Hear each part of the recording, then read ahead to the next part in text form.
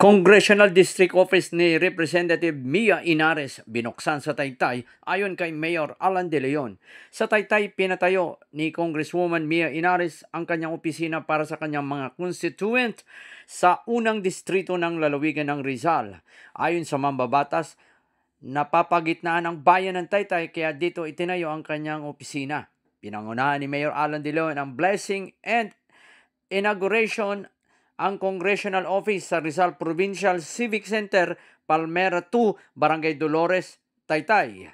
Ginawa ito para lalong mailapit at madaling mapuntahan ng mga taga-unang distrito sa lalawigan ng Rizal ang mga pupunta para makahingi ng tulong kay Congresswoman Mia Inares ang serbisyo para sa mahihirap.